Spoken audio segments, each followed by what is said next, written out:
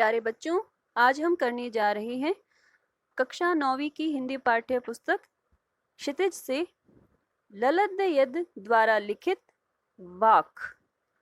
तो आइए शुरू करने से पहले जान लेते हैं कवियत्री ललद यद का संक्षिप्त परिचय। कश्मीरी भाषा की लोकप्रिय संत कवियत्री ललद यद का जन्म सन 1320 के लगभग कश्मीर स्थित पामपोर के सिमपुरा गांव में हुआ था। उनके जीवन के बारे में प्रामाणिक जानकारी नहीं मिलती।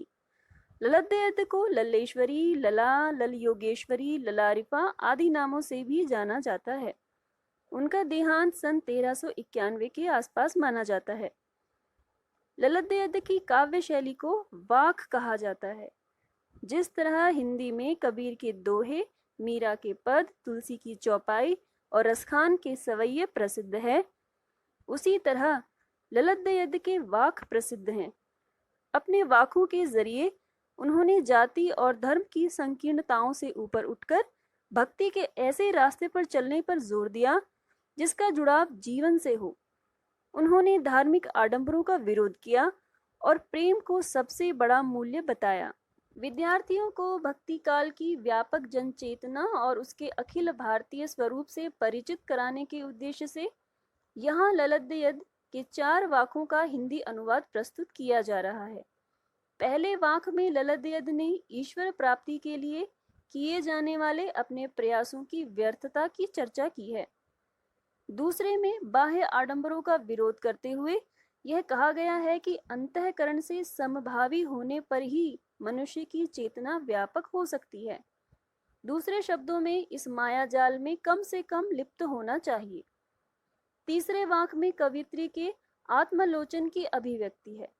वे अनुभव करती हैं कि भवसागर से पार जाने के लिए सद्कर्म ही सहायक होते हैं। भेदभाव का विरोध और ईश्वर की सर्वव्यापकता का बोध चौथे वाक में है। ललद यद ने आत्मज्ञान को ही सच्चा ज्ञान माना है। तो आइए शुरू करते हैं। प्यारे बच्चों, इससे पहले कि हम आगे बढ़े, सबसे पहले जान लेते हैं कि वाक का अर्थ क्या होता है। वाक का अर्थ होता है वाणी, शब्द या कथन। यह 4 पंक्तियों में बद्ध कश्मीरी शैली की गेय रचना है। ललद यद की काव्य शैली को वाक कहा जाता है। तो आइए शुरू करते हैं।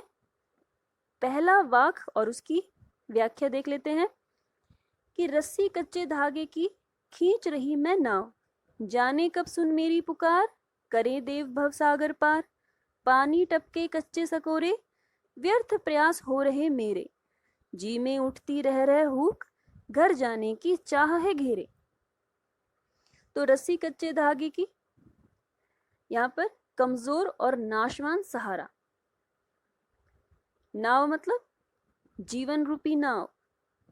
देव ईश्वर, भवसागर मतलब संसार रूपी सागर, और कच्चे सकोरे, कच्चे सकोरे का मतलब होता है कच्ची मिट्टी से बना एक मिट्टी का बर्तन, या यूं कहें कि एक ऐसा मिट्टी का बर्तन जो पूरी तरह से पका नहीं है, जो कच्ची रह गई मिट्टी, और इसलिए उसमें पानी जो है वो टपकता है, पानी ठहरता नहीं, उसमें से रिसता रहता है पानी।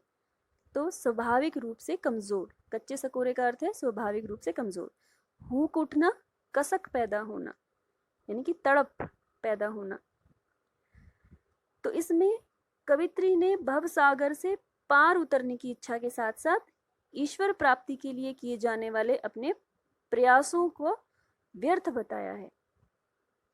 तो वे कहती हैं कि वह अपनी जीवन रूपी नाव को, रस्सी कच्चे धागे की, तो वह अत्यंत कमजोर अपनी सांस या प्राण रूपी कच्चे धागे की रस्सी से अपने जीवन रूपी नाव को खींच रही है।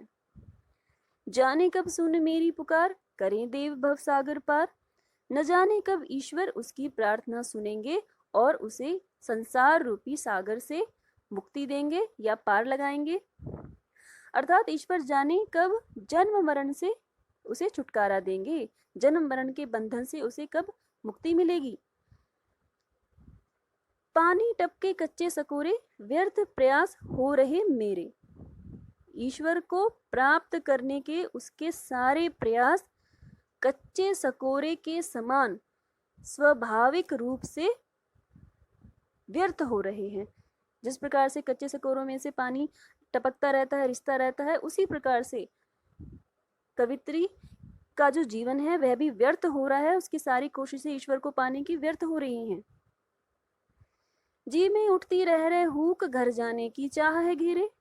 कवित्री के मन में रह रहकर मुक्ति प्राप्त कर ईश्वर के निकट जाने की कसक या तड़प उत्पन्न हो रही है। घर जाने की चाह है घेरे, उसके मन में ईश्वर को प्राप्त करने की चाह बार बार उत्पन्न हो रही है।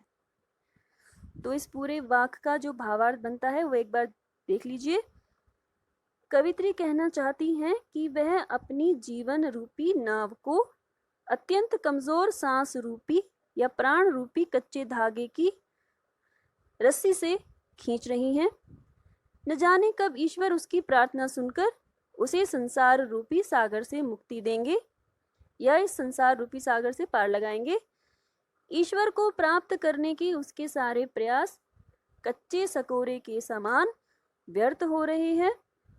कवित्री के मन में रह रहकर मुक्ति प्राप्त कर ईश्वर के निकट जाने की कसक या तड़प उत्पन्न हो रही है और उसके मन में ईश्वर को प्राप्त करने की चाह बार बार उत्पन्न हो रही है। तो यह था पहले वाक्य का भावार्थ। दूसरा वाक्य है, खा खाकर कुछ पाएगा नहीं, न खाकर बनेगा अहंकारी। सम खा तभी होगा संभावी, खुलेगी सांकल बंद द्वार की। इन पंक्तियों में कवित्री बाह्य आडंबरों का विरोध करती हैं और अपनी इंद्रियों पर नियंत्रण करने की बात कहती हैं, क्योंकि उसी से ही समानता की भावना आएगी और मुक्ति का मार्ग खुलेगा। तो एक बार देख लेते हैं शब्दार्थ। अहंकारी का अर्थ है घमंडी, सम का अर्थ है अंतःकरण तथा बाह्य इंद्रियों का निग्रह या नियंत्रण, समभावी समानता की भावना, और सांकल मतलब कुंडी। तो आइए देखते हैं इसका भावार्थ। खा खाकर कुछ पाएगा नहीं। कवित्री कहती हैं कि खा खाकर इस शरीर और इंद्रियों का भरण पोषण करने से तुझे कुछ नहीं मिलेगा, तुझे कुछ प्राप्त नहीं होगा। तो यहाँ पर कवित्री मनुष्य से कहती हैं कि तुझे भोग में लिप्त होकर कुछ भी नहीं मिलेगा।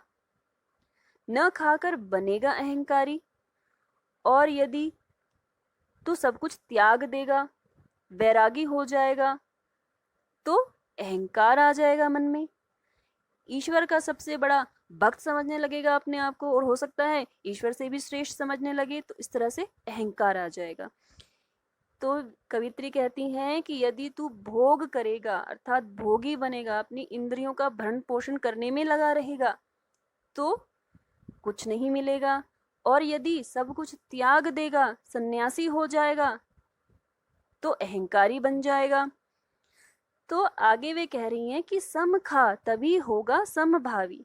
समखा अर्थात बीच का मार्ग अपनाएं, मध्य मार्ग पर चलने की बात कहती हैं।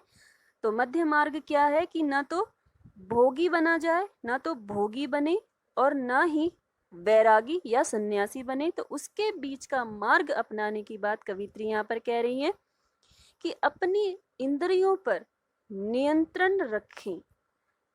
कवित्री मनुष्य को अपनी इंद्रियों पर नियंत्रण रखने की बात कहती हैं। कवित्री कहती हैं कि भोग और वैराग्य के मध्य एक मार्ग है जो इंद्रियों को नियंत्रित एवं संयमित रखने से प्राप्त होगा, और उससे समानता की भावना जागृत होगी, समानता की भावना आएगी। यदि मनुष्य अपनी इंद्रियों पर नियंत्रण रखेगा तो उसके हृदय में समानता की भावना आ जाएगी, और उससे खुलेगी सांकल बंद द्वार की, और उसके बाद मुक्ति का मार्ग अर्थात मुक्ति के द्वार की कुंडी खुल जाएगी, और तब उसका परमात्मा से मिलन संभव हो जाएगा। तो एक बार जल्दी से इसका भावार्थ देख लेते हैं। कवित्री का कहना है कि खा खाकर अर्थात इस शरीर और इंद्रियों का भरण पोषण करने से, भोगी बने रहने से, हे मनुष्य तुझे कुछ प्राप्त नहीं होगा, और यदि तू सब कुछ त्याग देगा, वैरागी हो जाएगा, तो अहंकारी बन जाएगा। तो इसलिए मध्य मार्ग अपना, मध्य मार्ग पर चल, अपनी इंद्रियों को नियंत्रित कर, तभी तेरे भीतर समानता की भावना आएगी। और तेरे हृदय में समानता की भावना आने पर तू भेदभाव की भावना से रहित हो जाएगा और मुक्ति के मार्ग की कुंडी, मुक्ति के द्वार की सांकल खुल जाएगी और इस तरह से ईश्वर से तेरा मिलन संभव हो जाएगा। तीसरा वाक्य है, आई सीधी राह में गई न सीधी राह, सुषुम सेतु पर खड़ी थी बीत गया दिन आह, जेब टटोली कौड़ी न पाई, माझी को दूं क्या उतराई। इसमें कवित्री कहती हैं कि भवसागर से पार उतरने के लिए सत्कर्म करने की जरूरत है। तो एक बार देख लेते हैं शब्द अर्थ। गई न सीधी राह, इसका मतलब है कि जीवन में सांसारिक छल छद्मों के रास्ते पर चलना। सुषुम सेतु का मतलब है सुषुम्ना नाड़ी रूपी पुल। हठ योग में शरीर की 3 प्रधान नाड़ियों में से एक नाड़ी है सुषुम्ना, जो नासिका के मध्य मार्ग में स्थित है। जेब टटोली का मतलब है आत्मलोचन करना, यानी कि अपने अंतर्मन में झांकना। कौड़ी ना पाई, कुछ हासिल ना होना, कुछ प्राप्त नहीं हुआ। माझी, ईश्वर, गुरु या नाविक। उतराई, सत्कर्म रूपी मेहनताना या किराया। तो भावार्थ कुछ इस प्रकार है कि आई सीधी राह में गई न सीधी राह। तो इस वाक्य में कवित्री कहती हैं कि जिस परमात्मा ने सहज सामान्य रूप से मुझे इस संसार में भेजा, मैं उसी ईश्वर को प्राप्त करने के लिए सहज मार्ग की अपेक्षा गलत रास्ते पर चली गई, सीधी राह पर नहीं चली। यानी कि मेरी आत्मा सीधे रास्ते से मानव शरीर में आई थी, लेकिन वह सीधे मार्ग पर नहीं गई, यानी जीवन भर सांसारिक छल छद्मों के रास्ते पर चलती रही। फिर दूसरी पंक्ति है कि सुषुम सेतु पर खड़ी थी बीत गया दिन आह। कवित्री कहती हैं कि मैं हठ साधना में लगकर सुषुम्ना नाड़ी रूपी पुल पर खड़ी थी। तो लेखिका कहती हैं कि वे हठ साधना के जरिए सुषुम्ना नाड़ी को जागृत करने की कोशिश करती रहीं और उसके जरिए वे ईश्वर को पाने की कोशिश करती रहीं। बीत गया दिन आ, और ऐसा करते करते या ईश्वर को पाने की इच्छा करते करते या हठ साधना के जरिए सुषुम्ना नाड़ी को जागृत करके ईश्वर को पाने की चाह में उसका सारा जीवन बीत गया। जेब टटोली कौड़ी ना पाई, और जब अंत समय में उसने अपना आत्मलोचन किया तो कौड़ी ना पाई, अर्थात कुछ भी प्राप्त नहीं हुआ। कवित्री ने अनुभव किया कि भव सागर से पार जाने के लिए सत्कर्म ही जरूरी होते हैं, सत्कर्म ही आवश्यक होते हैं। तो जेब टटोली कौड़ी ना पाई, तो उसने देखा कि उसने कोई सत्कर्म तो नहीं किया है, तो उसके पास तो कुछ भी नहीं है, तो माझी को दूं क्या उतराई। तो जिस ईश्वर ने मुझे इस भव सागर से पार लगाया है, उस ईश्वर को, उस माझी को अब मैं क्या उतराई दूं, अब मैं क्या पारिश्रमिक दूं, क्या मेहनताना दूं, क्योंकि मैंने जीवन भर कोई सत्कर्म तो नहीं किया। तो इस प्रकार से कवित्री ने अनुभव किया कि भव सागर से पार जाने के लिए सत्कर्म आवश्यक होते हैं।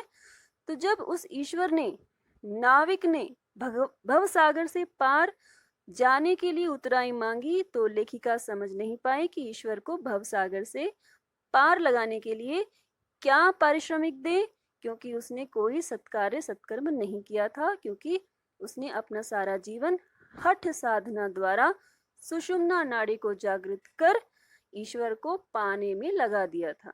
अर्थात वह गलत रास्ते पर मुड़ गई, वह सीधी राह पर नहीं चली। और ईश्वर को पाने की सीधी राह है सहज भक्ति भावना। सहज भक्ति के द्वारा ईश्वर को पाया जा सकता है, सत्कर्मों के द्वारा ईश्वर को पाया जा सकता है। तो ये था तीसरा वाक्य। आइए चलते हैं चौथे वाक्य पर।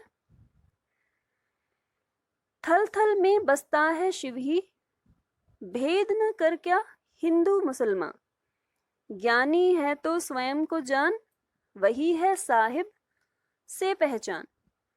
तो इस वाक्य में कवित्री भेदभाव का विरोध करती हैं और ईश्वर को सर्वव्यापक बताती हैं तथा आत्मज्ञान को ही सच्चा ज्ञान मानती हैं। तो थल थल का मतलब है सर्वत्र, सब जगह, और शिव, शिव का अर्थ है ईश्वर, और साहिब का मतलब है स्वामी या ईश्वर। तो थल थल में बसता है शिव ही। तो कवित्री के अनुसार परमात्मा प्रकृति के कण कण में बसा हुआ है, अर्थात ईश्वर सर्वव्यापक है। भेद न कर क्या हिंदू मुसलमान। तो कवित्री कहती हैं कि हे हिंदू, हे मुसलमान, तुम इस सर्वव्यापी तत्व में भेद ना करो। ज्ञानी है तो स्वयं को जान, कि यदि तुम सचमुच में ज्ञानी हो, यदि तुम्हें ज्ञान है, तो स्वयं को पहचानो, क्योंकि तुम में ही ईश्वर बसता है, वही है स्वाहा से पहचान। तो स्वयं को पहचानो, क्योंकि तुम में ही ईश्वर बसता है, स्वयं में ही ईश्वर को खोजो तो वह अवश्य मिलेगा। तो यहाँ पर कवित्री ने भेदभाव का विरोध और ईश्वर को सर्वव्यापक बताया है। कहती हैं कि ईश्वर सर्वव्यापक है, उसका निवास सब स्थानों पर है, सब जगह है। हिंदू मुसलमानों का उसमें कोई भेद नहीं करना चाहिए। यदि तुम्हें सच्चा ज्ञान है तो सबसे पहले स्वयं को पहचानो, क्योंकि ईश्वर तुम्हारे हृदय में ही निवास करता है। उसे अगर जान लिया तो ईश्वर को जान लिया, अपने आप को जान लिया तो ईश्वर को पहचान लिया। तो ये था चौथे वाक्य का भावार्थ।